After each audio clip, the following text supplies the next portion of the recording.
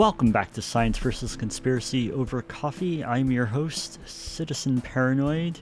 We have an amazing show lined up for you today. I have a special guest in the studio. Well, virtual studio, that is. Grab some coffee, pull up a chair, and open your mind. Today on Science versus Conspiracy, we'll be chatting with Samuel Chong about the book Thiaoouba Prophecy. We'd like to welcome Samuel Chong to the show today.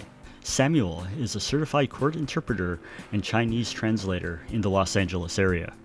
He has worked on the translation of several books, including the one he's here to talk about today. Thiaoouba Prophecy, a fascinating book written by an extraordinary man. Welcome, Samuel, to the show. Thanks for having me here.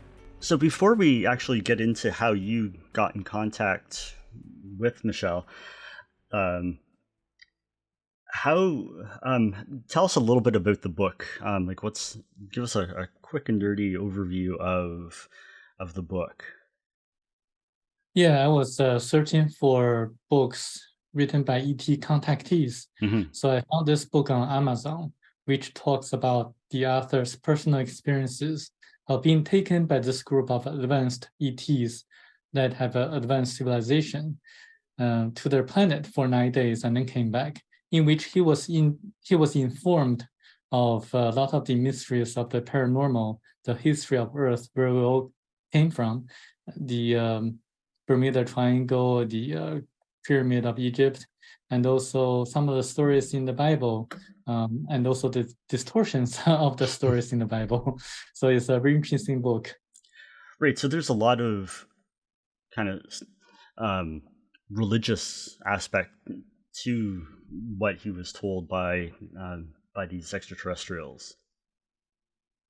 Well, definitely the stories as recorded in the ancient scriptures in the Bible, religious, they're actually against religions on Earth, saying that they're organized by people, but instead we should focus on the spirituality aspects of our lives. Right. So I guess like the stories is like the story of Jesus and the flood myth or the flood story. That was all told to him about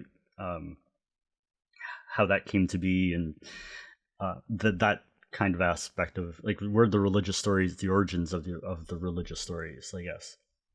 Well, there are several aspects of that. There were ancient civilizations that were wiped out, either by natural disasters or by other things, in which this book explains how the stories or legends were documented in the Bible, and also like a very interesting thing, like the Lemuria, Atlantis, and also where the Jewish people came from, where the Hebrews came from originally, and why they're a little bit different from us, and because they came from a planet that's on a different category. We'll come back to that in a minute. There's so much to unpack with this. So how did he get in contact with these extraterrestrials in the first place? Well, he didn't expect them to be coming to take him. He was sleeping in the middle of the night, and but suddenly he woke up. He didn't know why, but he wrote a note to his wife saying that he will be gone for 10 days or so not to worry about him. And then he walked outside of his house to his yard, and then he was lifted up to the middle of the air, where he saw a beautiful 9 or 10 foot tall Nordic-looking ET that spoke to him, sometimes telepathically, and took him to a place where we would call the parallel universe, before taking him on board to their spacecraft. Interesting. From what I understand, the craft that he was brought on board was spherical in shape? Yes. 100 meters in diameter or so, and there's no door, and just when they went inside the spacecraft, it's just like going through like energy field, or maybe like a force field. Yeah, because when I read that part in in the book, it reminded me of I've been seeing more and more videos online lately of spherical shaped crafts being spotted and recorded across the globe. So I was just thinking that maybe there's some connection to the spheres that are being recorded today and this book. Yes, I mean, spherical spacecrafts are the more advanced spacecraft that we compared to some of the other spacecraft that crashed on Earth, such as what David Grush mentioned Hmm. or disclosed. I mean, there are ET crafts that crashed on Earth, but there are ET crafts that didn't crash or won't crash because of their advanced technologies. I think we should learn from the masters, the Hmm. ones whose spacecrafts didn't and won't crash. Right. And the way I understand it too, there's some like 147 different ETs that are that form our galaxy, I guess. I mean, that's the minimum number of ETs in our galaxy. That's what Michel de Marquet personally saw on the planet Thiaoouba, Hmm. the different kinds of ETs whose corpses were floating in what they call the golden doko, or the golden structure. And that's actually just one of the three category 9 planets in which Michel de Marquet visited. There are three category 9 planets in our Milky Way galaxy. So you can multiply 147 times 3 to reach, I mean, there are Hmm. hundreds of different ET races in our galaxy. Right, but he was only witness to around 147 of them. Yes, Right. that's right. So on where they took him, the book talks about reincarnation and being um, exposed to different or seeing different versions of his life in past reincarnations. Can you speak to that a little bit? Yes, actually, he was taken into his past lives and witnessed that he was like a German mining worker, and also he was a beggar in Africa, a goldsmith in Japan, and a few times just living a very common life, like an average person, like a fighter in Amazon forest, rainforest, and most of his previous past 80 lives were just keep learning different lessons. And he was told that the past lives were just like a wheel. What goes up has to come down. So it's a learning process that we each experience. The purpose of life is to engage in the learning process and to respond to the challenges that we'll face and to accumulate spiritual lessons. And then we elevate our mind and spirituality to move up to the ladder to the next level. So this is what Michel de Marquet was told, that there is reincarnation, and we do learn different spiritual lessons in each of our lifetimes. And indeed, the reincarnation has been proven by a lot of medical doctors and scientists, like Dr. Ian Stevenson, in which he documented the people who remembered their past lives so detailed that he was able to verify the specific details as told by those people. Oh And wow. also, if you search on the internet, you can look up the 9/11 victims or family members. And in their children remembered that they were firefighters when 9/11 happened. Hmm. And so a lot of Wow, evidence that's like that. crazy. Yes. Yeah, so I guess that authenticity part of the story, because I'm sure a lot of people question um, question the book and saying that it's all science fiction, he's crazy, like those types of things. But it's been verified. There's it's a lot of what's in the book has been verified through science and other means. Exactly. For example, after Michel de Marquet went inside of their spacecraft, he was disinfected using yellow light and blue light. That's very curious. Why use yellow light and blue light? It turns out that certain wavelengths of yellow light and blue light do have antibacterial, antiviral effects. This is proven by a paper published by the Harvard Medical School, and also other studies show that certain colors and wavelengths of the yellow light and blue light have such effects. And also the book specifically mentions that there is a tomb of Jesus Christ in Shingo Village, Japan, that people can still visit. Remember, this book was written in 1987 and published in 1993. Back then, there was no internet, and Michel Desmarquet was just a landscaper in Australia. He didn't know how to use computer. He didn't know how to type.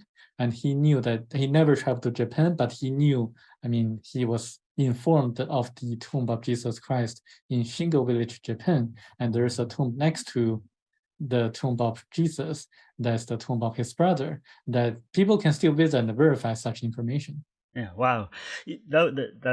I found that fascinating too, because I had never heard that there was a tomb in Japan of Jesus before. I guess one of the other things that I from the notes was Jesus was actually one of the extraterrestrials, like a shapeshifter. So how did Jesus come to Earth, and is it part of a greater plan from the Thiaoubas or Thiaoubians? Yeah, actually, it is a greater plan of the Thiaoubans. They wanted to help out by informing people that we should focus on love and spirituality, and there's life after death, and there's reincarnation. And in order to fulfill the prophecies in the Old Testament of the Bible, they put an implant on the uterus of Virgin Mary, and she was indeed a virgin. And little baby Jesus was born, and just to show people that someone extraordinary was born that way. And but because someone was born this way, he would forget all the knowledge that he accumulated in his past lives, how to perform miracles. So that's why the young baby Jesus, who was born out of Virgin Mary, didn't know how to perform miracles. Even though he was really smart and highly spiritual, he had a great conversation with the teachers of the temple, but he couldn't perform miracles. This is probably why in the Bible there's no record of Jesus performing any miracles before the age of 30. He indeed went to India. So many people say that he went to India when he was young. Indeed, yes. But he traveled to China and died in Japan. So this is why there's a tomb of Jesus in Japan. But Christ is actually a different being sent by the Thiaoubans to come into the body made by the Thiaoubans that resembled the appearance of Jesus. Okay, so yeah. Yes. Sorry, I didn't mean to interrupt you there. Go ahead. And that Christ figure was able to perform miracles and to resurrect the dead and to heal all the people with different diseases and materialize objects and walk on water. And the reason for them to bring Christ into our world was to show that he was a very special person, because people on earth back then and now were and are very skeptical. Unless someone who could perform miracles, his preachings wouldn't have been believed. So this is the whole purpose of sending a different Christ, a different being to us, so that his preachings or teachings could be believed by the people at that time. He died on the cross and resurrected 3 days after. That's true, just to show people that there's reincarnation and there's life after death. But somehow the concept of reincarnation was removed by the Catholic Church Council meetings. And the book named specifically the 4 different Catholic Church Council meetings that intentionally distorted the original meanings of the ancient scriptures in the Bible. Right, and is that the in the Book of Enoch? Well, Or the Book of Enoch was a separate book that wasn't canonized Mhm. into the Bible. And the Book of Enoch was actually very interesting, according to Michel de Marquet, was that the description of what Enoch went through was very similar to what Michel de Marquet personally experienced. As we all know, Enoch was taken away by gods, and Michel de Marquet believes that Enoch was taken away by the Thiaoubans, the same group of ETs who took him to their planet. Very, very, very interesting. When you put it, all these, like when you take the religious aspect, and you kind of separate, like the man-made religion part of it, and where the spiritual, what the, I guess the original intention of these ETs were, is the spiritual aspect of it, and it was. Um, it's been changed over time, and distorted, and put into our different religions. But it's interesting Exactly. to hear, excuse me, to hear and go back and see the kind of the original intention of the spirituality of these figures. Indeed. And according to the ETs, when God created everything, it actually is a great spirit without any uh, facial figures. It's actually just a pure spirit that created everything, like the stars, the planets, and animals and plants, and also human beings. And when it created like us, the human beings, it inserted a tiny portion of itself to each one of us. So that's why we are part of God, and God is part of us. So when we pray, we actually can connect to God or the Great Spirit through our higher self. So we can use meditation or other means to actually connect to the source through our higher self. So this is why when we encounter life challenges, we should look inside for answers and not to seek for assistance from religious leaders or the government or any other person. We should look inside for answers, because one of the most important sentences in the Bible would be, the kingdom of God is within you. So we are actually able to follow our heart, our gut feelings, to find the best possible choices that we make in our lifetime. Yeah, and we have the power of our own self to heal us, and um, manifest those thoughts, and everything. Very interesting. Um, so these ETs, um, are they friendly? They must be friendly, because they're trying to teach us a lesson here. Yes, they're extremely compassionate and loving people, and they're able to perform all the miracles that's performed by Jesus Christ, as documented in the Bible. They can actually levitate, they can materialize objects, they can communicate with Michel de Marquet through telepathy. They can see the human energy fields or auras that some of us can see as well, and they can actually tell. All the things that happens on Earth. They can take Michel de Marquet to go back to history and to witness what happened to the continent of Lemuria 14,500 years ago. And they can actually do a lot of different things that we can imagine. And this is just like they're they're highly evolved and highly advanced beings in the universe that have guided us throughout history. Right. Um, so yeah, I just want to jump back now to Lemuria. In the book, it talks about on his way when deities were taking him to the Thiaoouba homeworld. They stopped off at another planet with an ancient race of humans, um, and are they the Lemurians, or am I getting them confused? Because I know um, the Bermuda Triangle kind of comes into play here as well. So I'm just want to kind of get that straight. Well, first things first, when they visited that planet called Arimo X3, um, Michel Desmarquet saw the aftermath of nuclear war. But those people were the ancestors of the Lemurians because they had a very glorious history. They had advanced technologies, and they were able to migrate a lot of their people to Earth because of their overpopulation issue.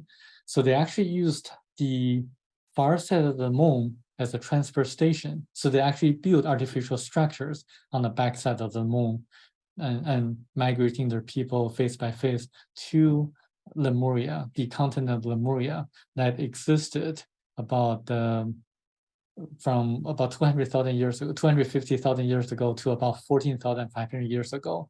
So that's a huge continent on the Pacific Ocean. And they actually were the ancestors of the Lemurians, who are the ancestors of the Polynesians today. Okay. That makes sense. That clears it up a little bit. So how are they were they transported to the far side of the moon through these spacecrafts or through like Stargate technology? That how are they being moved around the universe? I mean, they had their own spacecraft that was different from the spacecraft of the Thiaoubans. The Thiaoubans were able to travel at a few times faster than the speed of light. But the Lemurians, I mean, the people from Arimo X3 had their own spacecraft that could travel to the far side of the moon as to migrate their own people. Remember, the Lemurians had advanced technologies such as anti-gravitational technologies and supersonic vibrational systems to cut certain huge stones into a very precise manner. So they had all these advanced technologies. I think they're able to travel pretty fast, at least faster than us. Right. So then the ancient Egyptians, did they learn some of these techniques from the Lemurians, or did the Lemurians assist in the development and production of the pyramids and in that part of the world? I would say that the ancient Egyptians learned the technologies of the Lemurians through the people on Atlantis, because the Great Pyramid of Egypt was actually built by a very wise and knowledgeable person named Thoth. And he was originally came from Atlantis, which was colony of Lemuria. So Thoth built the Great Pyramid of Egypt in a 9-year period of time using the same technologies that he learned from the Lemurians, the anti-gravitational technologies and supersonic vibratory systems. And he knew how to align the stones in a very precise manner, so that the Great Pyramid of Egypt was actually used as a tool to capture cosmic and terrestrial energies. So it's actually the energy center. And the ancient pharaohs actually used the pyramid to communicate with people on different planets, and also to explore parallel universe and to make rain. And I find that to be very interesting because University of Reading of the UK actually did experiment, and they projected what they would call the organ energy into the sky, so that they actually ionized the sky, and the clouds formed and the rain fell off. So that's the same. I would say the same technology that the ancient Egyptians used to make rain, because in the past, the archaeologists now verified that in the past, the Nile Delta region, the Nile River Delta region, was kind of having a very handful of rainfalls in the past. And there were a lot of evidence for that. So I think it matches the evidence that we learned from the archaeologists. Right, because they've also with the Sphinx, because there's like water lines that they've discovered, and the time frame doesn't match up. So, um, tell me again what was the time frame that the Lemurians were here? Because, and does that set our human history? Is this like pre-flood? Or does it set our human history back thousands of years that's being hidden from us? So the Lemurians came to Earth, or decided to come to Earth, 250,000 years ago. And they actually started the migration afterwards. But they disappeared back 14,500 years ago because of an earthquake. The entire continent of Lemuria sunk into the ocean. But there were other people who came to Earth much earlier than the Lemurians. For example, the yellow people and the black people came to Earth about 1.35 million years ago. And they had established a very successful civilization in Australia and southern Myanmar. And they had a lot of technologies too. But then there was an asteroid that hit Earth soon after. And it actually split into three parts. One part hit was now the Red Sea area, and the second part hit was now the East Timor area, and the third part hit was now the Galapagos Islands area. So because of the asteroid that hit Earth, there was a great flood and destruction of the civilizations on Earth, and we had to, and everything was destroyed, and we had to start from all over again. And then afterwards, the Caucasians came. And they landed onto the continent of Atlantis, which was back then colonized by the Lemurians, and then the Jewish people came the latest, about 12,000 years ago. Okay. So the asteroid that created the flood, that's where we get the Noah's flood myth and story of Gilgamesh and many of the other flood stories throughout the different cultures around the world. Okay, so let's talk a little bit about the Bermuda Triangle and those types of, I guess, energy portals around the world. How do they play into it? Well, when Michel de Marquet was taken by the ET, they first stopped in a parallel universe. And then the ET, whose name is Tao, explained to Michel de Marquet that on Earth, there are portals or warps in which are the entry points into a parallel universe. And in a parallel universe, time stops and people don't feel any pain or hunger or thirst. And people or objects near the entry points of the parallel universe get sucked into it. So this is why we see a lot of planes and ships down vanish near the Bermuda Triangle area. And we also see that there are a lot of people just vanish in the national parks in the US and Canada, as documented by David Paulides in his Missing 411 series of books. So he has a very beautiful map, a very, very insightful map that documents where, or the clusters in which he found the people just vanish out of thin air.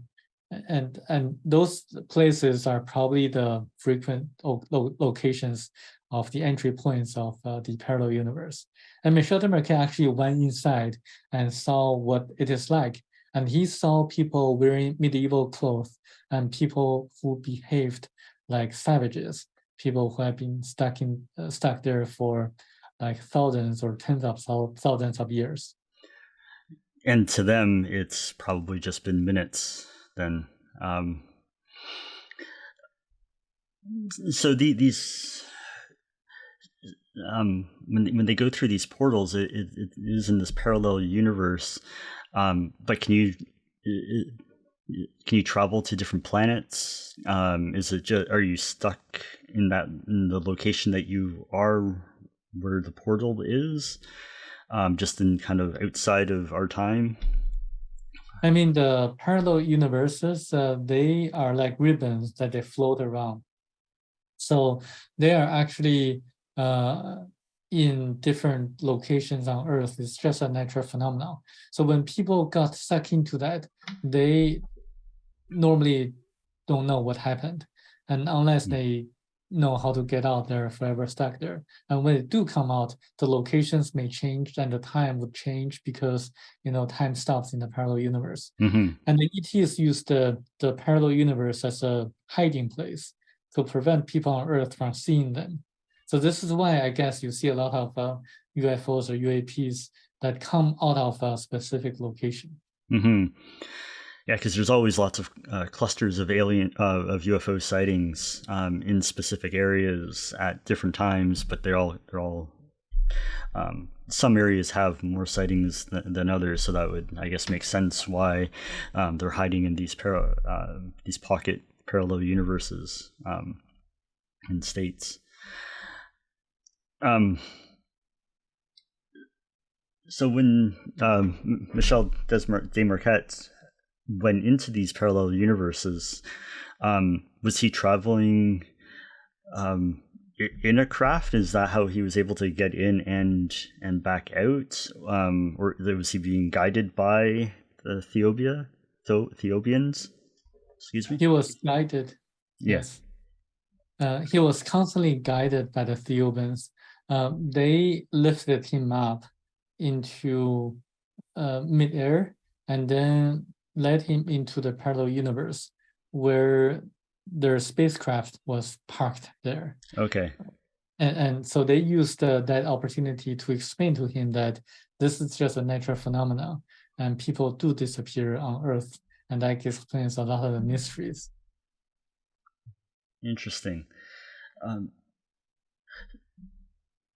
Let's just go back to the reincarnation bit for a minute, because that's been on my mind since when we started talking about it. We're set on this planet or other planets to learn and evolve, and then we move on.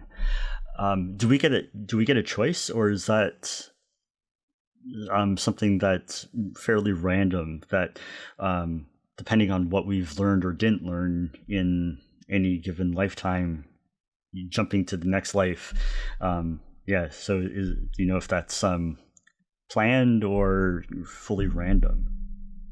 Is a very good question. Is planned by ourselves. So before we reincarnate, we preview our lifetime. The important moments and key kind of events would be played or shown to us. And then we decide whether to take this lifetime or not. We can agree to be reincarnated into that family, or we can reject that opportunity. And then when we decide to go ahead, the preview is erased from our memories. Because according to them, like if we know that we are going to be crippled at the age of 40, losing all the family members like wife and beautiful children, and we would be likely to commit suicide or maybe to give up on the lifetime. So this is why the preview memory is erased from our memory. And then our astral body goes into the embryo in the womb of the mother. And then we become babies and we grow and we learn the different lessons in our lifetime, mostly spiritual lessons. And then when we die, our astral body leaves the physical body and then goes into our higher self after 3 days. And when that happens, we get to reveal how we did in the lifetime. We would be able to feel how everyone else felt when we engaged in certain actions. For example, if I hit someone, I would be able to feel how that person felt when I hit him or her. And everything will be known and shown to us in a holographic projection or experience. And we sometimes would be regretful that we didn't do certain things correctly. And when that happens, we decide what other lessons to learn in our next lifetime. So the cycle goes on, goes on. So it's a constant learning experience. Yeah, and that sounds a lot like going back to religion and the Bible. When people pass away, they go up to heaven, and then they're judged of their actions during that lifetime. So I'm just seeing a lot of the parallels there of I guess the origins of some of these religious stories are tying in and coming from originated from the Ethiopians. Indeed. So when we die, we evaluate how we did in the past life or in the previous life, and in a sense, because we are part of God and God is part of us, we can say that kind of like God or ourselves judge ourselves together. So it's a very interesting idea that, but it's the same thing that a lot of people would try to encourage people to do, is to follow the teachings of Jesus Christ. So after reading this book, I decided to really focus on the 4 Gospels of the New Testament of the Bible, just to learn what exactly Jesus Christ taught us. And that's important. Right. And then you have a scholarship. Is that correct? Yes, I have a scholarship to encourage people to read the book, and anyone who read a book and writes an essay will be eligible to be to apply. Yes. Yeah. I'll leave a link in the show notes with your information and the link to the scholarship, so our listeners can check it out. What's the underlining message that the ETs are trying to tell us? To be good people, to believe in yourselves, that sort of thing, or is there something more deeper? Well, there's something deeper. The book was written in the late 80s, and the key message of the book is that technology should assist in the development of our spirituality, not to enslave us in a materialistic world, which is temporary anyway. So in a sense, it foreshadows the upcoming events of the technological revolution, such as AI, artificial intelligence, and ChatGPT, or things like that. And it's kind of asking us to focus on the most important part of our life, which is the spiritual development aspect. And also tells that the dangers of Earth are in the order of importance: money, number 1, and number 2, politicians, number 3, journalists and drugs, number 4, religions. So it asks us to open our eyes up and to see what's really going on around the world or happening around us, and to use our independent thinking and to respond to the situations that we all face and encounter in our lifetime, and to make the correct choices. And I would strongly encourage people to read the book and to get details, because it's a very profound book with a lot of information and facts that can really benefit the readers, specifically and practically. I actually, reading the book is the best investment I ever made in my entire life. Right. I used to study economics and finance and play the stock market, but reading this book has been really rewarding because it can actually bring a lot of benefits to my life. And you actually met Michel Desmarquette. Well, I was reading the book. I thought in the very beginning it was just another ET contactees book. But after I read the chapter, Who is Christ?, I was totally shocked and astonished at the explanations given in the book, explaining all the inconsistencies in the Bible. But in the postscript, it says there are more incredible things that the author, Michel de Marquet, was not allowed to write in the book because we were far from understanding them. I was really curious about that because the book is already incredible enough. What else was more incredible that he was not allowed to write in the book? So I decided to track him down. I didn't know where he was living at that time, and I didn't know whether he was alive or not. So I searched on the internet and found that some tourists actually accidentally met him in Vietnam, on Phu Quoc Island, Vietnam. Without giving me a specific address, they posted actually a photo of his bungalow, like a motel. So I printed that picture and showed it to the taxi driver after I landed in Vietnam. And the taxi driver saw the picture and said that he would give it a try, but there's no guarantee. And he took me there. Wow. So you found him, and does this sort of thing happen all the time that he gets tracked down, or is this something that was like a complete surprise to him? And I guess you were surprised when you did when it did turn out to be the right place. I mean, he was really surprised at my visit, and he was actually very annoyed at my visit too because he was a private person.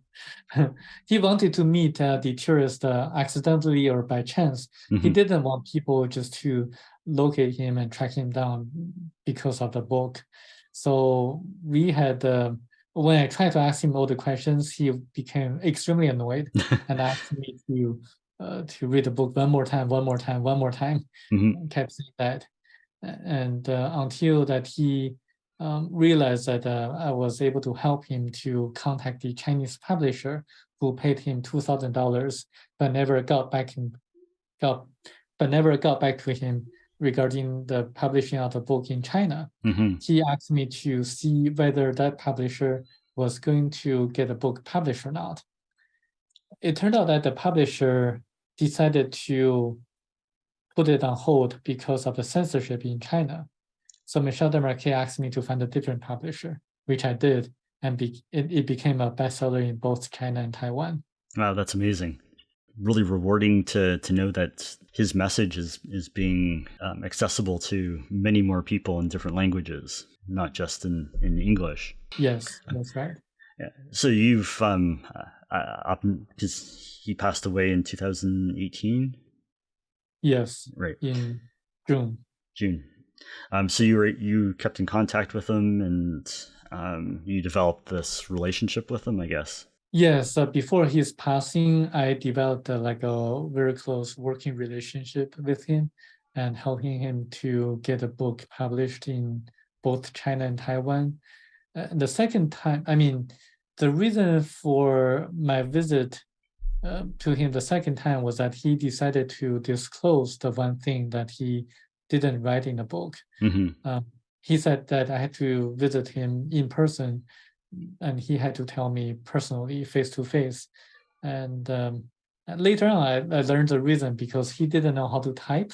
Okay. And he communicated with me by email because of the assistance of his Vietnamese niece, who helped him to type out his dictation.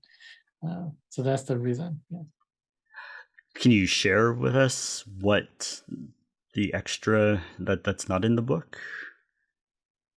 Yes, I can share some of the clues that I would be able to give.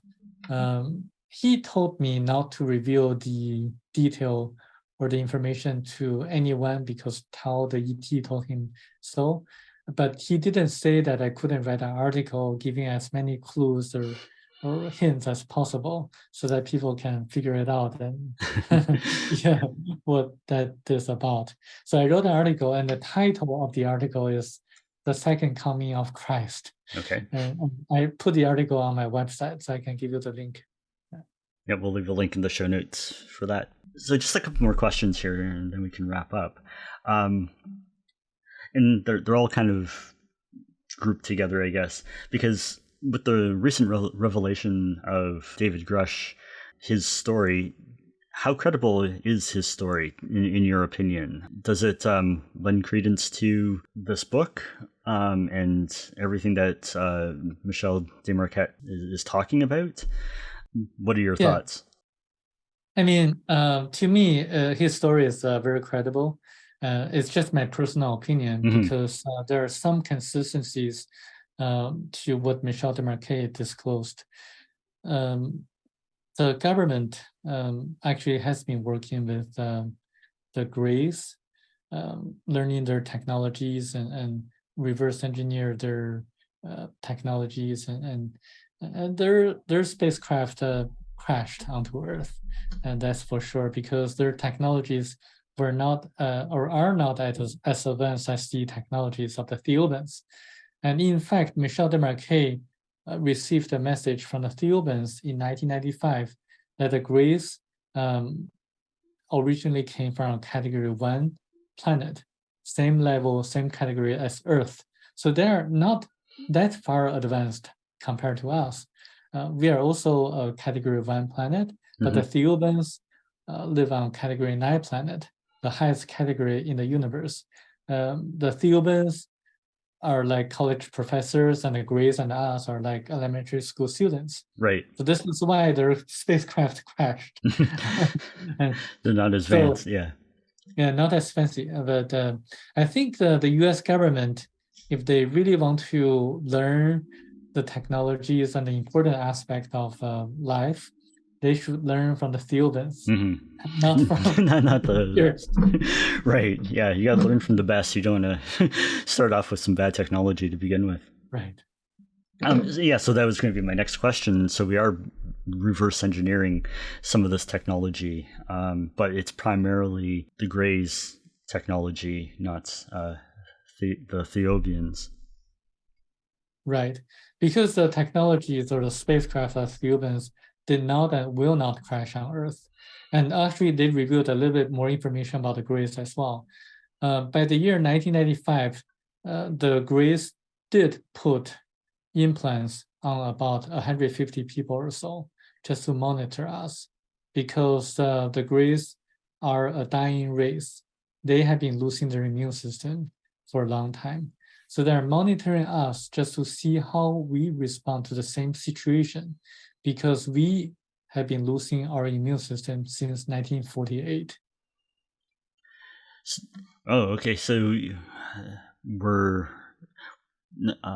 I guess it always made sense to me that when people would come forward and say that they have implants or they're being tracked by extraterrestrials, it always made sense to me because we do the same thing with animals, and we monitor them. We want to know their habits and what they're eating to learn from them. So I just always thought that it made sense that if they're the aliens, however many different races there are out there, that they would do the same thing to us. They would be monitoring us from afar, trying to have as little contact with us as possible to keep themselves hidden, but be monitoring our actions and our food intake and our habits and our relationships and all those things that make us human, because they want to learn. But that's an interesting kind of side note on that, is that they're sick, and we are showing signs of a similar illness to them, so they want to see how we're handling it, I guess. Yes, and the Thiaoubans also say there is absolutely no harm from the implants that's put by the Greys, because they have been monitoring the activities of the Greys just to ensure that there is no harm to us. Are there aliens out there that do want to cause harm to us, that are the troublemakers of the galaxy, or is that more of a human kind of concept, and every and the alien races are more spiritual and loving and nurturing than us, and that's one of the things that we have to learn and evolve into. That's why we're at the bottom level, and they're at level 9. Like, are we the only ones that in the universe that are kind of have this aggression as a species? Well, Michel de Marquet was informed by the Thiaoubans that we are not ready to explore outside of the solar system or even to the moon again, because we are not spiritually developed yet, because we have wars and also confrontations on Earth. Michel de Marquet gave an example. If you visit like a forest in Africa or China, some people say that if I use Africa, then it's a discrimination. So I use China because I'm Chinese. Yeah. So yeah, in China, you see like 2 groups of gorillas fighting against each other.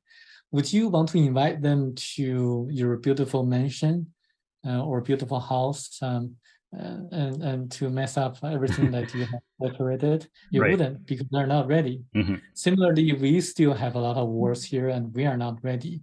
So the Thiaoubans would prevent us from exploring to the moon again, or to explore the solar system or outside of the solar system. Similarly, if the other ETs are not ready, if they are still having a lot of confrontations on their own planet, they would have been prevented from visiting us as well, because they are not ready either. Mm-hmm. So the ones that can visit us or are allowed to visit us are the highly evolved spiritual beings. Okay. They wouldn't cause any harm to us. Right. So this is kind of like the great filter that we've talked about on the show in the past, that there's a veil over Earth because we're not ready to explore the galaxy. So this is that's part of it. Yes, exactly. And this is why we haven't been back to the moon for 50 years, even though the cost is lower and technology is far more advanced than 50 years ago. So they're preventing us from creating the technology. Like, are they outright preventing us? Like, making our equipment malfunction, or have we just been told, no, you can't go back? We have been told not to go back, and the astronauts who landed on the moon saw the ETs and they were warned off from the moon. And actually, the ETs did guide us in the ancient history, and they are still guiding us now. They intervene sometimes when it's necessary. Mm-hmm. For example, they prevented Germany from being the first country to develop the atomic bomb. And I did some research and verified such information, because Germany at that time was far more advanced than the US in developing the atomic bomb, given by the fact that Dr. Heisenberg, who was very well known, and he actually wrote a report to Hitler, was given to Hitler, that he had this super weapon, but it would require Germany to have so much plutonium or raw materials in order to make the bomb. But he didn't know that I don't know why, but he made a very big mistake, probably due to the intervention of the ETs, that says that he would need so much raw materials that Germany is impossible for Germany to have those kind of raw materials. So Hitler gave the plan up. Right. And so that's why the US government was able to make the bomb and deploy the 2 bombs in Japan. Did the Germans have access to the gray technology? Germany actually was developing the bomb and had a lot of technologies, and the ETs intervened by preventing Germany from successfully developing the atomic bomb, so that the U.S. government was able to be ahead of Germany and end the war much earlier than otherwise. Right, and I guess I'm referring to like the Nazi or the German Bell project, and the I guess the time travel UFO project that they were allegedly working on. So I didn't know if that was gray technology or if that was just something part of the Nazis' advanced technology that they had developed on their own. Yes, they did. They developed such technologies on their own. So the U.S. government was also doing the same, in the sense that if you know about the Philadelphia experiment, they were trying to cloak the ships from being detected by the radars. So they projected certain wavelengths of energy onto that area, and then a distortion of time and space occurred. And they later discovered that the time machine could be developed. But in this book, Thiaoouba Prophecy, it says that the US government made a mistake in trying to develop a time machine. They should instead focus on the vibrational frequencies, not on the wavelength. And the Philadelphia experiment focused on the wavelength. And in this sense, this book is trying to help the US government in developing a time machine more successfully. I don't know about the status now, but when the book was published, the US government hadn't had a time machine yet. The ETs always side with the government that is more sincere in protecting individual liberty. So I guess back then, the US government was probably the leader in the world in ensuring that individual liberties were protected. Right. Yeah, and that's definitely changed in recent times. Yes. Thanks you so much for being on the show. It was a pleasure, and we'll leave. Actually, how can our people get a hold of you? Like our listeners get a hold of you? People can search my name on Facebook or visit my website by searching the word Thiaoouba Prophecy and my name, Samuel Chong, Chong, and they can get a book from Amazon. Perfect. And I'll leave links in the show notes with all this stuff, so everybody can go check it out. Well, thank you. Thank you, Bob. That's it for the show this week. If you liked the podcast, leave us a comment or review and let us know what you thought of the Thiaoouba Prophecy. If you like the show but not the ads, head over to Apple Podcasts, and for $2 a month, you can get access to our premier membership, and that allows you to listen to the shows commercial-free. You also get bonus content and a whole lot more. We'll leave a link in the show notes. Next week, we will be welcoming Sue Sullivan to the show, where we'll be discussing DNA privacy over coffee. But before you go, remember, being paranoid is smart. We'll see you next time. This has been a Story Monkey production.